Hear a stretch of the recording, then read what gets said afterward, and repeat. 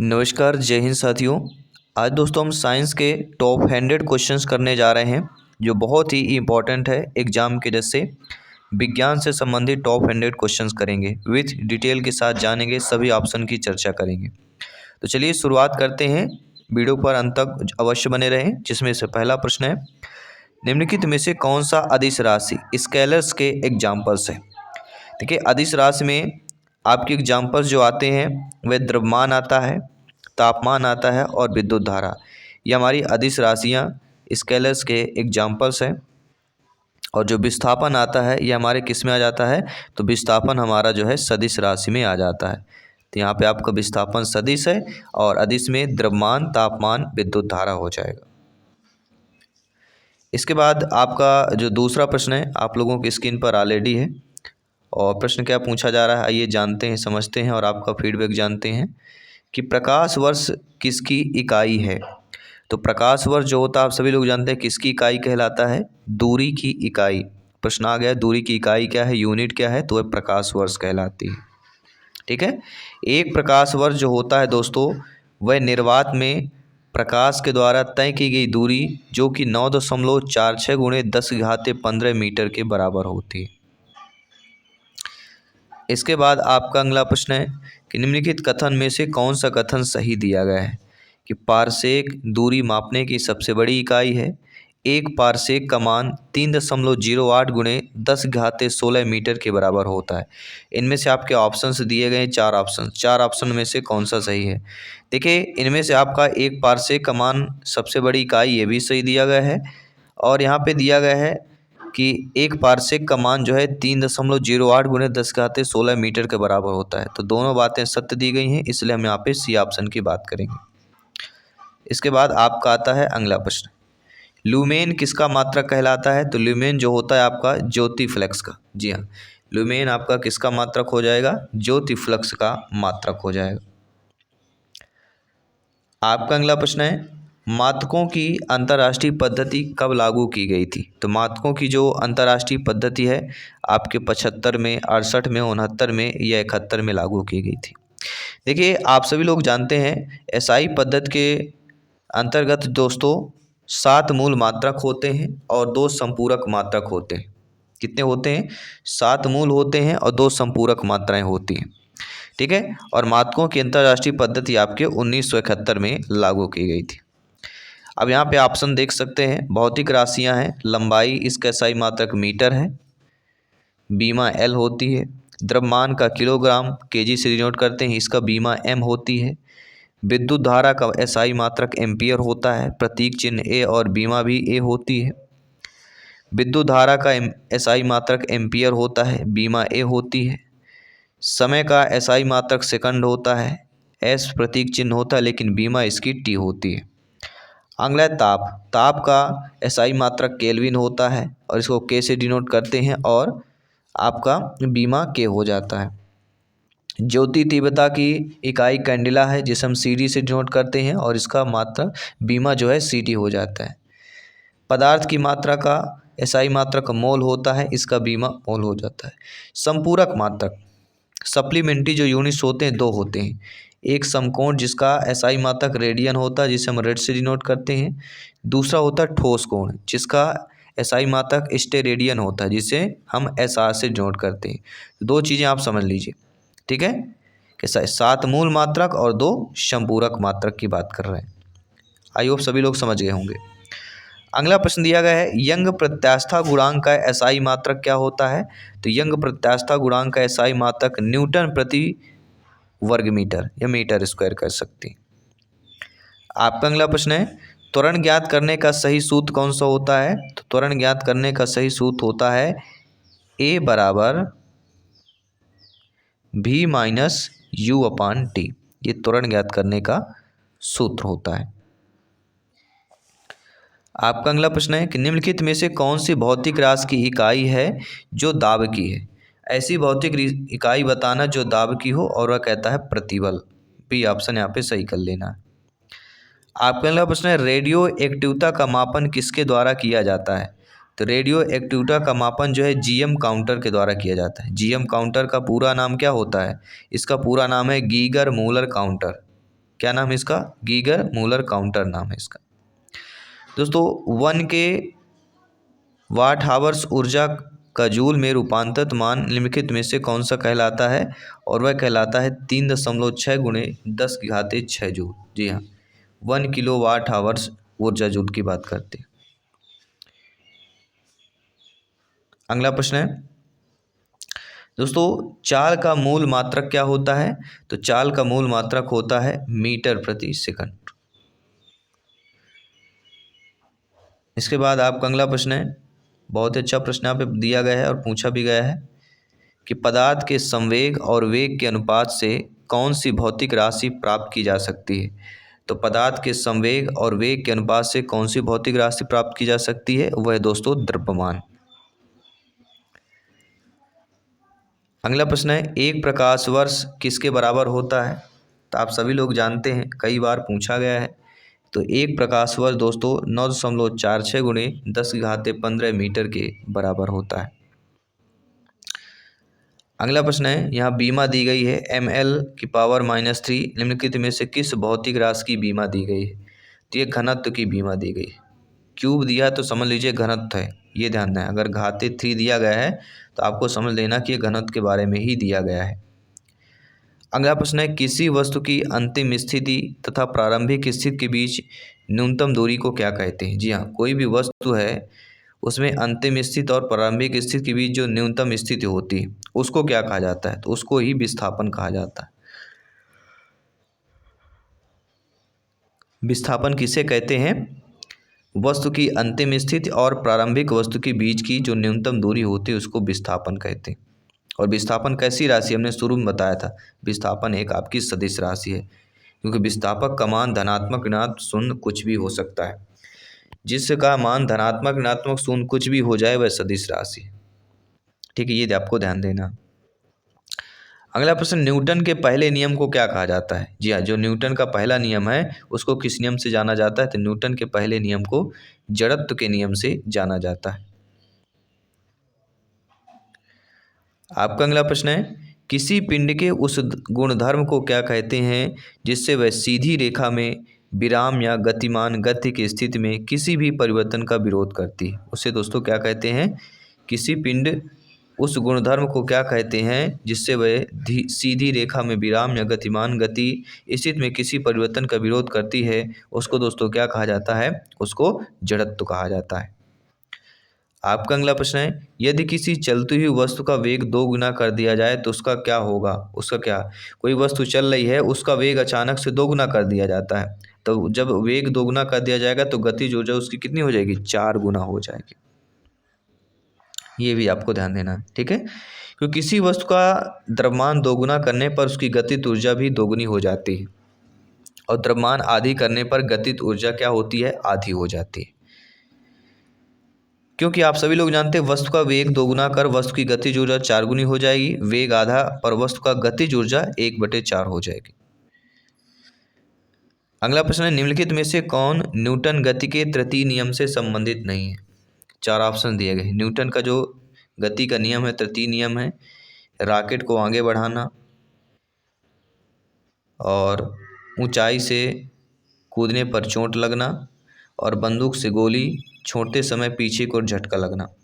ये तीनों जो है न्यूटन की गति के तृतीय नियम से संबंधित है। लेकिन पानी में ब्रश का टेढ़ा दिखाई देना यह न्यूटन की गति के तृतीय नियम से संबंधित नहीं होता है। ठीक है। आपका अगला प्रश्न है, थर्म किसकी यूनिटी कहलाती है? शक्ति की, प्रकाश की, ऊष्मा की या दूरी की कहला जाती है? सभी बताइएगा जिनको भी पता है। तो साथियों राइट ऑप्शन आ चुका है। इसका राइट आंसर हो जाएगा ऑप्शन नंबर बी कि पानी में ब्रश का टेढ़ा दिखाई देना। इसके बाद थर्म किसकी यूनिटी है, जो हम प्रश्न कर चुके हैं। थर्म आपकी दोस्तों शक्ति की, प्रकाश की, ऊष्मा की या दूरी की। तो थर्म किसकी यूनिटी कहला जाती है? थर्म जो आपकी ऊष्मा की यूनिटी कहला जाती है। इसके बाद आइए हम बात करते हैं। आपका अगला प्रश्न दिया गया है, एनीमोमीटर निम्नलिखित में से किसका मापन किया जाता है? जी हाँ साथियों, एनीमोमीटर के द्वारा किसका मापन किया जाता है? तो एनीमोमीटर का जो मापन है आपके पवन वेग का किया जाता है। यह प्रश्न आ गया, पवन वेग का मापन किसके द्वारा किया जाता है? तो एनीमोमीटर के द्वारा किया जाता है। फिर आपका अगला प्रश्न है, निम्नलिखित में से एसआई यूनिट में कौन सा सही सुमेलित नहीं है? कार का जूल, द्रव्यमान का किलोग्राम, बल का न्यूटन और दाव का डाइन। दाव का डाइन यह सही सुमेलित नहीं है। बाकी जो तीनों दिए गए हैं यूनिट से संबंधित है कि कार का जूल होता है, द्रव्यमान का किलोग्राम और बल का न्यूटन होता है। लेकिन दाव का डाइन ये आपका गलत दिया गया है। दाव का मात्रक कितना होता है? पास्कल होता है। दाब दाब का मात्रक क्या होता है? पास्कल होता है, ना कि डाइन होता है। आपका अगला प्रश्न है, हवाओं में ऊर्जा होती है। हवाओं में ऊर्जा किसके कारण अकॉर्डिंग होती है? तो हवाओं में ऊर्जा केवल गतिज के कारण होती है। किसके कारण? हवाओं में कौन सी ऊर्जा होती है? केवल गतिज ऊर्जा होती है। अगला है, पत्थर को ठोकर मारने से व्यक्ति को चोट लगने का कारण क्या होता है? जी हाँ, पत्थर को ठोकर मारने से व्यक्ति को चोट लगने का कारण आपका क्या होगा? क्या वह आपका जड़त्व होगा, वेग होगा, प्रतिक्रिया होगा, या आपका संवेग हो जाएगा? तो पत्थर को ठोकर मारने से व्यक्ति पे चोट लगना क्या होगी? प्रतिक्रिया हो जाएगी। अगला, दूध को मथने पर क्रीम अलग हो जाती है, इसका कारण क्या है? अभिकेंद्री बल, अपकेंद्री बल, गुरुत्वाकर्षण बल या घर्षण बल हो जाएगा। जी हाँ दोस्तों, दूध को मथने पर क्रीम अलग हो जाती है, इसका कारण क्या होता है? अपकेंद्रीय बल होता है। बी ऑप्शन को सही कर लेना। अगला प्रश्न दिया गया कि बल गुणनफल है, तो बल जो होता है वह किसके गुणनफल कहला जाता है? तो बल दोस्तों जो होता है वह द्रव्यमान और त्वरण का गुणनफल बल कहला जाता है। क्योंकि आपने पढ़ा होगा गति के दूसरे नियम में किसी वस्तु पर लगने वाला बल की मापन की विधि बल को उस वस्तु में उत्पन्न त्वरण तथा वस्तु के द्रव्यमान के गुणनफल से प्राप्त होती, आपने पढ़ा है। अगला प्रश्न है, निम्नलिखित में से कौन सा मिलान गलत दिया गया है? मिलान आपके दिए गए हैं, 4 ऑप्शन दिए गए हैं, चारों मिलान में आपको बताना है। देखिए, पहला दिया गया डायनेमो विद्युत ऊर्जा को यांत्रिक ऊर्जा में बदलता है, यह मिलान गलत दिया गया है। दूसरा, सितार यांत्रिक ऊर्जा को ध्वनि ऊर्जा में, बिल्कुल सही बात है। विद्युत सेल रासायनिक ऊर्जा को विद्युत ऊर्जा में, ये भी सही दिया गया है। और प्रकाश विद्युत सेल प्रकाश ऊर्जा को विद्युत ऊर्जा में, ये आपके तीनों सही दिए गए। लेकिन डायनेमो जो है विद्युत ऊर्जा को यांत्रिक ऊर्जा में बदलता है, ये मिलान गलत दिया गया है। क्योंकि डायनेमो विद्युत को नहीं बदलता, डायनेमो जो होता है यांत्रिक ऊर्जा को विद्युत ऊर्जा में बदलता है। किसको? यांत्रिक को। और यहाँ क्या कह रहा है आपका ऑप्शन? विद्युत को कह रहा है, उल्टा है। ठीक है, यांत्रिक ऊर्जा को विद्युत ऊर्जा में डायनेमो बदलता है, और विद्युत जो मोटर होता है ये विद्युत ऊर्जा को यांत्रिक ऊर्जा में रूपांतरित करता है। तो यांत्रिक ऊर्जा में कौन करता है? विद्युत मोटर। और डायनेमो क्या करता है? यांत्रिक ऊर्जा को विद्युत ऊर्जा में रूपांतरित कर देता है। अगला प्रश्न है, पुस्तक प्रिंसिपिया के लेखक कौन है? जी हाँ दोस्तों, पुस्तक प्रिंसिपिया जो कि साइंस से रिलेटेड है, इसके लेखक और कोई नहीं, आपकी न्यूटन है। जी हाँ, पुस्तक प्रिंसिपिया के लेखक कौन है? न्यूटन। आपका अगला प्रश्न दिया गया है कि प्रथम श्रेणी के उत्तोलक में किसके बीच स्थित होता है? आलम्ब एफ, आयास ई, भार एल या उपयुक्त में से कोई नहीं। तो प्रथम श्रेणी के उत्तोलक में किसके बीच में स्थित होता है? आलम्ब एफ के बीच में। प्रथम श्रेणी का जो उत्तोलक होता है उसमें आलम्ब बीच में स्थित होता है, जिसे हम एफ से डिनोट करते हैं। आलम्ब एफ होता है, आयास ई होता है और भार एल के होता है। ठीक है, इन चीज़ों को जान लेना। अगला प्रश्न दोस्तों, नींबू निचोड़ने की मशीन किस श्रेणी के उत्तोलक होती है? प्रथम श्रेणी, द्वितीय श्रेणी, तृतीय श्रेणी या उपरोक्त में से कोई नहीं। देखिए, नींबू निचोड़ने की जो मशीन होती है वह आपकी द्वितीय श्रेणी के उत्तोलक होती है। किसकी होती है? द्वितीय श्रेणी के उत्तोलक, जिसमें आलम्ब एफ, आयास ई और बीच का भार एल होता है। अगला, शक्ति की सबसे छोटी इकाई कौन सी होती? जी हाँ, किलोवाट, मिलीवाट, वाट या आसो शक्ति। शक्ति की सबसे छोटी इकाई आपकी कहलाती है वाट। बाकी सभी में देखिए वाट में सब में जुड़ा हुआ है, किसी में किलो है, किसी में मिली है, तो वाट जो है शक्ति की सबसे छोटी इकाई वाट कहलाती है। आप देखे होंगे मीटर में जब आप रीडिंग देखते होंगे तो कितने यूनिट चलते हैं, उसमें डब्लू लिया रहता है, ऊपर कुछ लिखा रहता है तो डब्लू होता है, तो वो एक सबसे छोटी यूनिट होती है वाट। अगला, 1 नैनोमीटर किसके बराबर होता है? 10⁻9 मीटर, 10⁻7 मीटर, 10⁻12 मीटर या 10⁻−6 मीटर। 1 नैनोमीटर कितने बराबर होता है? 10⁻⁻9 मीटर के एक बराबर होता है 1 नैनोमीटर।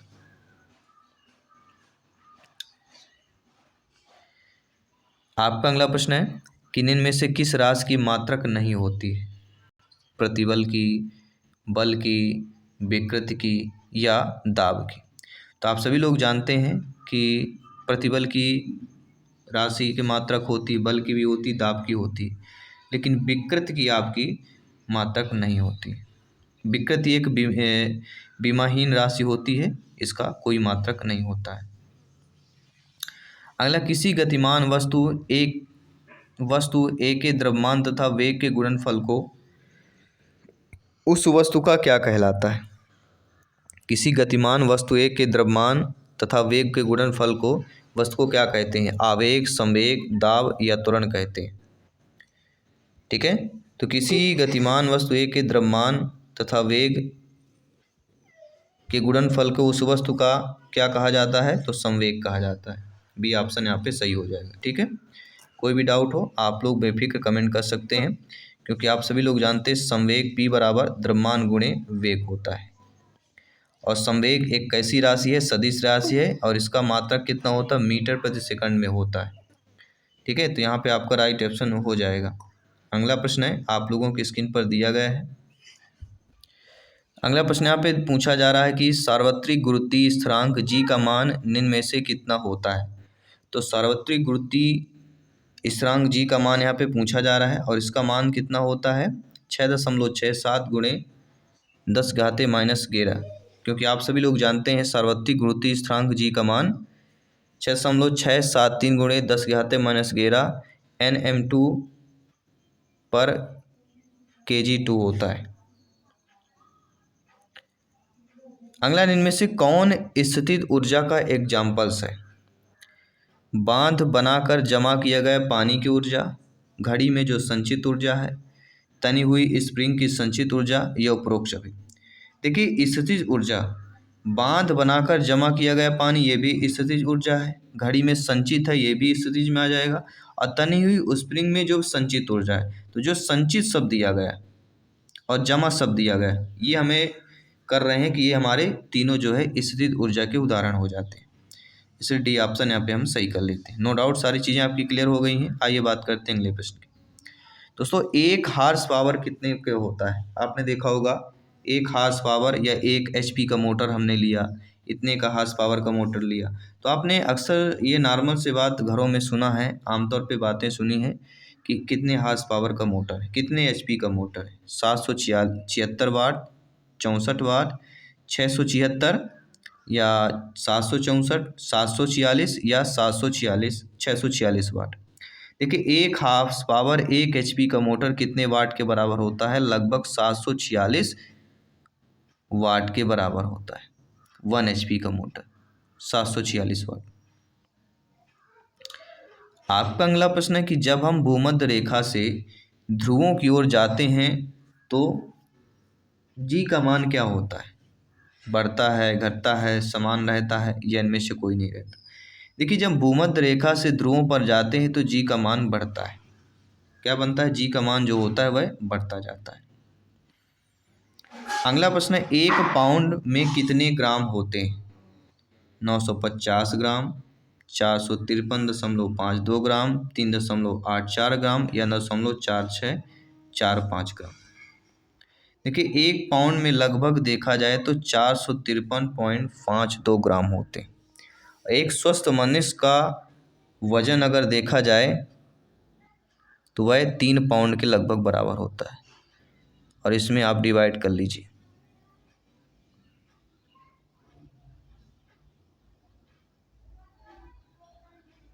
लगभग 1300, यानी 1300 लेके 1400 ग्राम के बीच जो है एक स्वस्थ मनुष्य का वजन होता है, मस्तिष्क का वजन।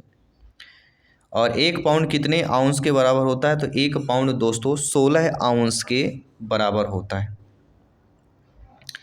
आपका अगला प्रश्न है, ठोस कोण सॉलिड एंगल्स को मापने की इकाई को क्या कहा जाता है? रेडियन, ज्योति तीव्रता, स्टेरेडियन, या फर्मी कहा जाता है?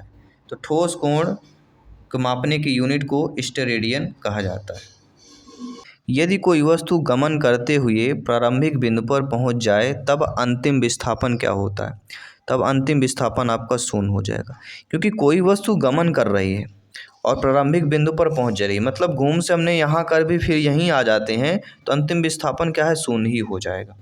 ठीक है, क्योंकि अंतर्वाप का जीरो हो जाएगा। अब बात करते हैं, पदार्थ के संवेग और वेग के अनुपात में कौन सी भौतिक राशि प्राप्त की जाती है? तो वह दोस्तों आपके द्रव्यमान। जी हाँ, पदार्थ का जो संवेग है और वेग के अनुपात में कौन सी भौतिक राशि प्राप्त की जाती है? आपके द्रव्यमान भौतिक राशि प्राप्त की जाती है। अगला जो प्रश्न दिया गया कि रेफ्रिजरेटर में खाद्य पदार्थ ताज़ा रखने हेतु सुरक्षित तापमान क्या होता है? लगभग 4 डिग्री सेल्सियस। जी हाँ, फ्रिज में अगर खाद्य पदार्थ को सुरक्षित रखना है तो 4 डिग्री सेल्सियस जो है सुरक्षित यहाँ पे तापमान होता है।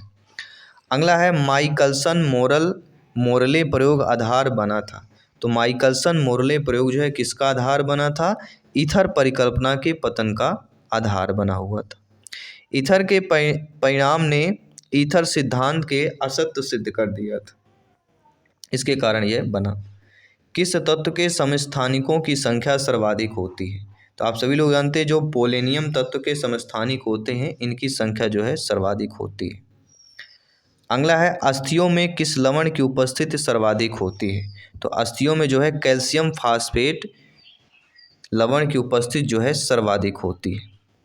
अगला है कलाई की हड्डियों को किस नाम से जाना जाता है? तो कलाई की हड्डी को कार्पल्स के नाम से जाना जाता है। अगला प्रश्न है श्वसन के संबंध में कौन सा कथन सत्य दिया गया है? तो श्वसन के संबंध में जो है कि यह एक जैव रासायनिक प्रक्रिया है, इसमें भोजन का ऑक्सीकरण होता है और एटीपी के रूप में ऊर्जा मुक्त होती है। सभी कथन हमारे श्वसन के संबंध में सत्य दिए गए। अगला है मात्रकों की अंतर्राष्ट्रीय पद्धति कब लागू की गई थी? तो ये हम प्रश्न कर चुके हैं। 1971 में मात्रकों की अंतर्राष्ट्रीय पद्धति जो है लागू की गई थी। आपका अगला प्रश्न है कि इंसुलिन के अत्यधिक स्राव से निम्नलिखित में से कौन सी बीमारी होती है? अगर इंसुलिन का बहुत ज़्यादा बहाव हो जाएगा तो इससे दोस्तों आपकी हाइपोग्लाइसीमिया नामक बीमारी हो जाती है। इंसुलिन के अति स्राव से रक्त में ग्लूकोज की कमी हो जाती है, इससे क्या होता है? हाइपोग्लाइसीमिया नामक रोग होता है। और इंसुलिन की अल्प स्राव के कारण मधुमेह हो जाता है। अगर इंसुलिन कम स्राव हो रहा है तो मधुमेह होगा, और अधिक स्राव हो रहा है तो हाइपोग्लाइसीमिया नामक रोग होता है। दोनों कंडीशन में आपकी प्रॉब्लम्स है। निम्नलिखित में से कौन पाचक हार्मोन छोटी आंत में स्रावित होता है? तो वह कहलाता है सीक्रेटिन। ठीक है, यहाँ हम 50 क्वेश्चंस कर रहे हैं, 50 क्वेश्चन और करेंगे, टोटल 100 क्वेश्चंस आपके कंप्लीट करेंगे। तो कौन जो है पाचक हार्मोन छोटी आंत में स्रावित होता है? वह कहलाता है सीक्रेटिन। इसके बाद आता है कि लैंगरहैंस दीपिकाएँ किस अंग में उपस्थित होती हैं? तो लैंगरहैंस जो दीपिकाएँ होती हैं वह अग्नाशय अंग में उपस्थित होती हैं। आपका अगला प्रश्न है कि मछलियों का अध्ययन जीव विज्ञान की किस शाखा के अंतर्गत किया जाता है? तो मछलियों का अध्ययन जो है दोस्तों जीव विज्ञान के इक्थियोलॉजी शाखा के अंतर्गत किया जाता है। आपका अगला प्रश्न है जंतु किन लक्षणों में पादपों से मिलते हैं? तो जंतु जो होते हैं यदि वे दिन रात श्वसन करेंगे तो जो है पादपों से मिल जाते हैं। किन लक्षणों में? दिन रात जो श्वसन करते हैं। अगला प्रश्न है द्विनाम पद्धति को किसने जो है प्रतिपादित किया था? तो द्विनाम पद्धति को दोस्तों लिनियस ने जो है प्रतिपादित किया था। जी हाँ, द्विनाम पद्धति जो होती है यह जीवों अर्थात जंतु वनस्पति के नामकरण की पद्धति है, और जो प्रसिद्ध वैज्ञानिक आपके इसमें हैं लिनियस ने इसका प्रतिपादन किया था। द्विनाम पद्धति का प्रतिपादन किसने किया था? तो वैज्ञानिक लिनियस ने किया था। आपका अगला प्रश्न यहाँ पे दिया गया है कि शाकाहारी जंतुओं के लिए विटामिन और खनिज का प्रमुख स्रोत क्या होता है? उसका होता है सब्जी और फल ही होता है। जो शाकाहारी होंगे ये शाकाहारी विटामिन और खनिजों का प्रमुख स्रोत सब्जी और फल होता है। आपका अगला प्रश्न है कि निम्नलिखित में से कौन से युग्म सही सुमेलित नहीं है? देखिए, क्लोरोसाइमेटिन एक टाइफाइड नाशी होता है, क्रिस्टल वायलेटी एक प्रतिरोधी होता है, और क्विनीन एक मलेरिया रोधी होता है। लेकिन जो दिया गया है एस्पिरिन निश्चेतक के रूप में होता है, यह गलत है, क्योंकि एस्पिरिन का कार्य क्या होता है? दर्द निवारक के रूप में होता है, ना कि निश्चेतक के रूप में। एस्पिरिन का कार्य क्या होता है? दर्द निवारक के रूप में कार्य होता है। गोल कृमि जिसे हम निमेटोड कहते हैं, यह होने वाला रोग कौन सा होता है? तो फाइलेरिया नामक रोग होता है। एंड अगला जो है कि निम्नलिखित में से कौन सा हार्मोन गैसीय अवस्था में पाया जाता है? तो एथिलीन जो हार्मोन होता है ये हमारा गैसीय अवस्था में पाया जाता है। और अगला जो प्रश्न है कि मोनेरा जगत का सदस्य इनमें से कौन सा होगा? तो बैक्टीरिया जो होता है वह मोनेरा जगत का सदस्य कहलाता है और यह एक कोश की प्रोकैरियोटिक जीवों का समूह होता है। इसमें ना तो संगठित केंद्रक होता है और ना ही दोस्तों विकसित कोशिकांग होते हैं। अगला जो प्रश्न दिया गया है कि जीवाणु कोशिका में नहीं होता है, तो जो जीवाणु कोशिका होती है इसमें माइटोकॉन्ड्रिया नहीं होगा, ये ध्यान दीजिएगा। जो जीवाणु कोशिका होगी उसमें आपका माइटोकॉन्ड्रिया नहीं होता है। अगला जो प्रश्न दिया गया है कि जो दलहनी पौधे होती हैं उनके जड़ों की ग्रंथियों में पाए जाने वाले जीवाणु का नाम जो नाइट्रोजन स्थिरीकरण में भाग लेता है वह कहलाता है राइजोबियम लेग्यूमिनोसेरम। सी वाला ऑप्शन सही हो जाएगा। आपका अगला प्रश्न है कि इनमें से कौन सा कथन असत्य दिया गया है? देखिए, विरल माध्यम से प्रकाश की चाल सघन माध्यम की अपेक्षा अधिक होती है, क्योंकि माध्यम विरल है तो सघन की अपेक्षा विरल में अधिक होगी। दूसरा, विरल माध्यम में प्रकाश की चाल सघन माध्यम की अपेक्षा कम होगी, तो ये गलत दिया गया। विरल माध्यम में प्रकाश की चाल सघन अपेक्षा अधिक होती ना कि कम, तो दूसरा कथन असत्य दिया गया है। विरल माध्यम से सघन माध्यम में तिरछी गमन करने वाली प्रकाश किरण अविलंब की ओर झुक जाती है, बिल्कुल सही बात है।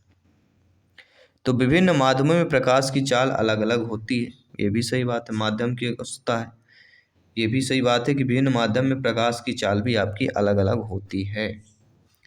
अगला, इनमें से किसकी ध्वनि के वेग पर कोई प्रभाव नहीं पड़ता है? तो दाब के ध्वनि के वेग पर कोई प्रभाव नहीं पड़ता। ठीक है, दाब के ध्वनि के वेग पर कोई प्रभाव नहीं पड़ेगा, बाकी तापमान, आर्द्रता, घनत्व पर प्रभाव पड़ता है।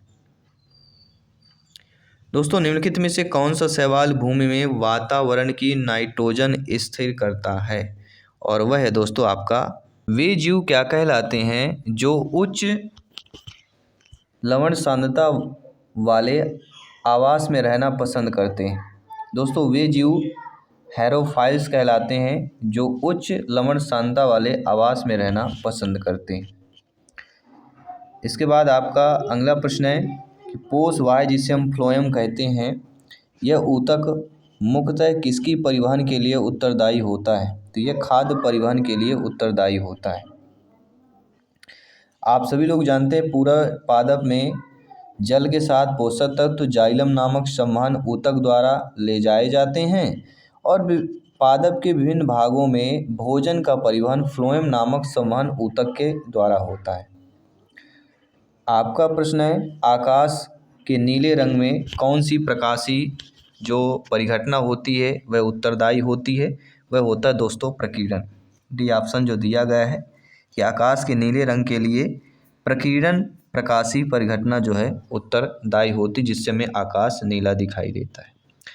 आप देखते होंगे सूर्य प्रकाश जब वायुमंडल में प्रवेश करता है तो वायुमंडल में उपस्थित धूल के कण के कारण इसका अवशोषण होकर चारों दिशाओं में बिखर जाता है और बिखरा हुआ प्रकाश नीला और बैंगनी रंग का होता है। नीले रंग का प्रकीर्णन जो है बैंगनी रंग के परीक्षण की तुलना में अधिक होता है, इसलिए आकाश का रंग हमें नीला दिखाई देता है। तो किसके कारण होता है? प्रकीर्णन के कारण होता है। निम्नलिखित में से कौन सा दाब मात्रक यूनिट नहीं है? तो सभी लोग जानते हैं पास्कल है, न्यूटन प्रति मीटर स्क्वायर है और बार है, लेकिन एनएम आपका नहीं। एनएम ऊर्जा का, न्यूटन मीटर आपका ऊर्जा का मात्रक नहीं होता। अगला प्रश्न है, जब खाने का सोडा मिलाया जाता है तो निम्नलिखित में से किसके कारण ब्रेड नरम और मुलायम तथा स्पंजी हो जाता है? या कह सकते हैं ब्रेड जो है नरम, मुलायम और स्पंजी किसके कारण होता है? तो वह होता है दोस्तों CO2। जब खाने में सोडा मिलाया जाता है तो CO2 के कारण ब्रेड नरम और मुलायम तथा स्पंजी हो जाता है, क्योंकि बेकिंग सोडा को गर्म करने पर कार्बन डाइऑक्साइड गैस उत्पन्न होती है जो ब्रेड या केक को फुलाती है और नरम और स्पंजी बनाती है, वह है कार्बन डाइऑक्साइड। सुहागा बोरेक्स किससे तैयार किया जाता है? तो सोडियम कार्बोनेट से जो है सुहागा या बोरेक्स जो है तैयार किया जाता है। आपने सुना होगा कोलमेनाइट। कोलेनेमेना कोलेमेनाइट को सोडियम कार्बोनेट के सांद्र विलयन के साथ गर्म करने पर बोरेक्स बनाया जाता है। एक्सा का मान क्या होता है? तो एक्सा का मान 10⁻18 होता है। अगर एक्सा का मान पूछा जाए तो 10⁻18 होता है। अगला प्रश्न, निम्नलिखित में से कौन सा मिलान गलत दिया गया है? मापक और यंत्र अनुप्रयोग दिया गया है। देखिए, ऑक्जेनोमीटर में पौधे की वृद्धि के मापन होता है, मैनोमीटर में गैसों के दाब का मापन होता है, वोल्ट मीटर में विभवांतर मापते हैं, लेकिन हाइड्रोमीटर हवा की आर्द्रता मापी जाती है, ये गलत है। हाइड्रोमीटर का क्या होता है? प्रयोग जो है तरल पदार्थों में या तरल पदार्थों का सापेक्षिक घनत्व के लिए मापन किया जाता है। किसका? हाइड्रोमीटर को तरल पदार्थ सापेक्षिक घनत्व के लिए किया जाता है, जबकि हवा की आर्द्रता मापने के लिए हाइड्रोमीटर होता है। क्या होता है? हवा की आर्द्रता मापने के लिए आपका हाइड्रोमीटर होता है। इन चीज़ों को थोड़ी थोड़ी चीज़ें हैं जो अपने माइंड पे स्टोर करते रहना है। अगला जो प्रश्न है, ब्लू बेबीज नामक बीमारी पेयजल में किसकी अधिकता से संबंधित होती है? तो नाइट्रेट की अधिकता से संबंधित होती है। अगला प्रश्न है, भूकंप के हाइपोसेंटर में किसी स्टेशन पर सबसे पहले आने वाली तरंग का प्रकार पी तरंग होता है। भूकंप के हाइपोसेंटर में किसी स्टेशन पर सबसे पहले आने वाली तरंग जो होती है वह पी तरंग होती है। पी तरंग जो है तीव्र गति से चलने वाली तरंग होती है और धरातल पर सबसे पहले पहुंचती है। इसमें इसे क्या है? प्राथमिक तरंग कहा जाता है, इसलिए पी से डिनोट किया जाता है प्राइमरी। पी तरंग ध्वनि तरंग जैसी ही होती है। ये ठोस, द्रव, गैस तीनों प्रकार से पदार्थ से गुजर सकती है। हाइड्रोजन स्पेक्ट्रम की व्याख्या सबसे पहले किसने की थी? तो नील्स बोर ने। जी हाँ, नील्स बोर ने हाइड्रोजन स्पेक्ट्रम की व्याख्या जो है सबसे पहले की थी। निम्नलिखित में से किस वर्ग के पौधे को समानता से शैवाल भी कहा जाता है? तो थैलोफाइटा के वर्ग जो पौधे होते हैं इनको समानतः शैवाल भी कहा जाता है। अगला है, आयोडोकृत लवण में क्या होता है? तो आयोडोकृत जो लवण होता है उसमें पोटेशियम आयोडाइड होता है। आपका अगला प्रश्न है कि सल्फा ड्रग एक प्रतिजैविक है जिसमें मुख्य रूप से पाए जाते हैं, जिसमें मुख्य रूप से आपके सल्फर और नाइट्रोजन पाए जाते हैं। पहला ऑप्शन सही हो जाएगा। आपका अगला प्रश्न है, ट्राइग्लिसराइड क्या होता है? तो ट्राइग्लिसराइड जो होता है वह वसा होता है। आपका अगला प्रश्न है, बैकेलाइट निम्नलिखित में से किसके संघनन से बनता है? तो बैकेलाइट जो होता है आपका फिनोल तथा फार्मल्डिहाइड के संघनन से आपका बैकेलाइट बनता है। निम्नलिखित में से कौन सा तत्व अधिकतम संख्या में यौगिक बनाता है? तो कार्बन जो तत्व होता है ये अधिकतम संख्या में जो है यौगिक बनाता है, वह है कार्बन तत्व। आपका अगला प्रश्न है, निम्नलिखित में से कौन सा पृथ्वी पर पाए जाने वाले सभी जीव का आनुवांशिक पदार्थ है? वह है न्यूक्लिक अम्ल। पहला ऑप्शन जो दिया गया सही हो जाएगा। अगला, बायोगैस में मुख्यतः क्या होती है? आप देखते होंगे तो बायोगैस में मुख्यतः कार्बन डाइऑक्साइड और क्या होती है? मीथेन होती है। अगला, फलों को सुरक्षित रखने के लिए किसका उपयोग किया जाता है? तो फलों को सुरक्षित रखने के लिए सोडियम बेंजोएट का प्रयोग किया जाता है। अगला, कीट संवर्धन क्या कहलाता है? तो कीट संवर्धन जो होता है वह कीटों की वृद्धि करने के एक विज्ञान होता है जिसे हम कीट संवर्धन कहते हैं। निम्नलिखित में से कौन सा एंजाइम ग्लूकोज को एथेनॉल में परिवर्तन करने को प्रेरित करता है? और वह दोस्तों जाइमेज कहलाता है। अगला है, तिलचट्टे में श्वसन अंग कौन सा होता है? तो तिलचट्टे में जो श्वसन अंग होता है वह होता है ट्रेकिया। अगला है, समान फोकस दूरी वाले कांच के दो लेंस जिनमें एक उत्तल तथा दूसरा अवतल होता है एक दूसरे से सटा रहता है, इस युग्म के व्यवहार क्या कहलाता है? तो कोई भी देखिए, समान फोकस दूरी वाले कांच के जो दो लेंस होते हैं, एक उत्तल और दूसरा अवतल है, तो एक दूसरे से सटाकर अगर रख दिए जाते हैं तो इस युग्म के व्यवहार को कांच की समतल चादर की भांति होती है। अगला जो प्रश्न दिया गया है कि संवहन द्वारा ऊष्मा का स्थानांतरण किसके द्वारा हो सकता है? तो संवहन द्वारा ऊष्मा का स्थानांतरण जो है गैस एवं द्रव में हो सकता है। ठीक है, संवहन द्वारा ऊष्मा का स्थानांतरण केवल द्रव एवं गैसों में होता है। तो आई होप ये आपके 100 क्वेश्चन आपने अच्छे तरीके से अटेंड किया। बाकी क्लासेस चल रही हैं, और भी क्वेश्चंस के लिए आप लोग कमेंट बॉक्स में अवश्य बताइए, फीडबैक कीजिए। लेटेस्ट अपडेट पाने के लिए, फ्री ऑफ क्लासेज पाने के लिए, फ्री ऑफ वीडियोज पाने के लिए, फ्री ऑफ नॉलेज पाने के लिए चैनल से जुड़े रहें, चैनल को सब्सक्राइब करें ताकि लेटेस्ट अपडेट आपको मिलता रहे। सभी मित्रों को जय हिंद, वंदे मातरम, धन्यवाद सभी का।